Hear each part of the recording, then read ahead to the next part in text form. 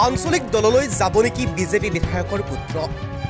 ৰাজ্যৰ ৰাজনীতিত চৰ্চা বিজেপি বিধায়কৰ পুত্ৰক লৈ মৃণাল শইকীয়াৰ পুত্ৰ যাব নেকি আঞ্চলিক দললৈ আঞ্চলিক দললৈ যাব নেকি বিজেপি বিধায়কৰ পুত্ৰ ৰাজ্যৰ ৰাজনীতিত চৰ্চা লাভ কৰিছে এতিয়া বিজেপি বিধায়কৰ পুত্ৰই আঞ্চলিক দলত যোগদান কৰা কাৰ্যই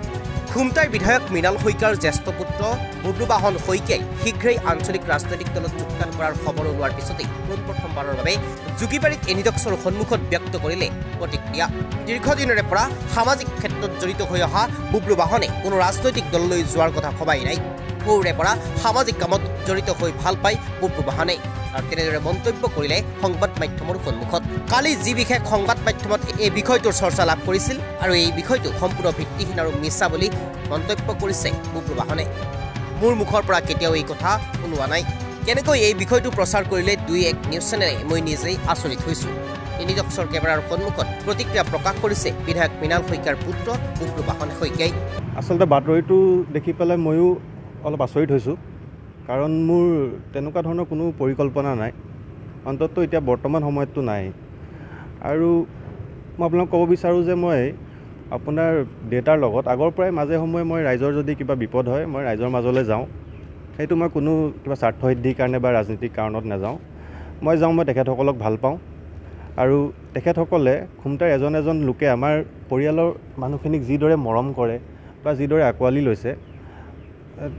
সেই হকে তেখেতসকলো আমাৰ পৰিয়ালৰে একোজন সদস্যৰ দৰে হৈ পৰিছে আৰু মই বানপানীৰ সময়তো বানপীড়িত লোকসকলৰ মাজলৈ গৈছিলোঁ তেখেতসকলৰ মাজত গৈ তেখেতসকলৰ লগতে মিলি এসাঁজ খানা বনাই খানা খোৱাৰ আনন্দ লৈছিলোঁ আৰু সেই সময়তে দুই এখন ফটো ভাইৰেল হৈছিলে আৰু মই বোধ কৰোঁ যে সেই সময়ত যি ৰাজনৈতিক পৰিৱেশ আছিলে সেই ৰাজনৈতিক পৰিৱেশৰ কাৰণে হয়তো দুই এটা নিউজ চেনেলে মানে মোৰ কিবা ৰাজনৈতিক মনোবাঞ্ছাৰ কাৰণে মই এইখিনি কৰি আছোঁ বা কিবা কৰি আছোঁ বুলি অনুমান কৰি পেলাই হয়তো তেনেধৰণৰ বাতৰি পৰিৱেশন কৰিলে আৰু মই বোধ কৰোঁ যে সেই বাতৰিটো একো মানে 100% শুদ্ধ নহয় বা কোনো যুক্তি নাই বুলি মই ভাবোঁ ভৱিষ্যতলৈ ৰাজনীতিলৈ অহাৰ পৰিকল্পনা আছে নে সেইটোতো এতিয়া ক'ব নোৱাৰি মই সেইটো কাৰণে কৈছোঁ 100% সত্য নহয় বুলি মানে 100% সত্য হ'বও পাৰে সেইটো ক'ব নোৱাৰোঁ চাই লওঁ কি হয় সময়ে ক'ব হয় হয় যোৱাকালি যি বাতৰি এতিয়াতো মোৰ মতেতো ভিত্তিহীনে হয় কিয়নো মই কোনো ধৰণৰ তেনেকুৱা মন্তব্য কৰা নাই আপোনাৰ পৰা তেনেকুৱা ভৱিষ্যতলৈ ৰাজনীতিলৈ অহাৰ সম্ভাৱনা আছে ধৰক ৰাজনীতি বুলি নহয় সমাজ সেৱাৰ কামততো মই প্ৰায় ঘূৰি ফুৰাই হয় দেউতাৰ লগত ঘূৰি ফুৰা হয়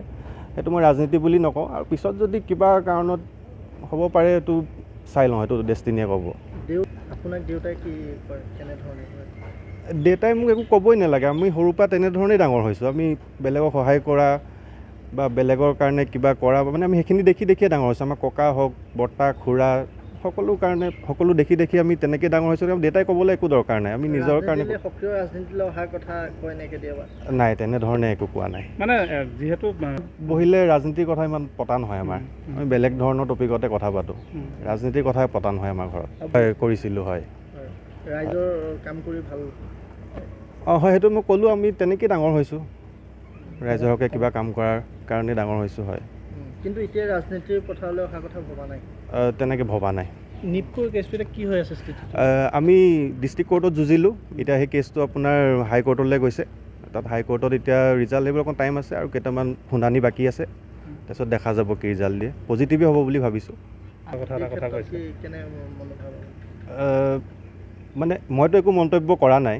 কিন্তু এনেকুৱা নহয় যে মানে মোৰ যদি দেউতা বিধায়ক হয় বিজেপি দলত আছে ময়ো বিজেপি দলতে যাম সেইটো নহয় চবৰে আইডিঅ'লজি বেলেগ হ'ব পাৰে কিন্তু মই একো মন্তব্য কৰা নাই যেতিয়া সেইটোৰ ওপৰত সেইটো নিউজটোতো সত্য নহয় গৌতম বৰাৰ প্ৰতিবেদন এনিটক্স।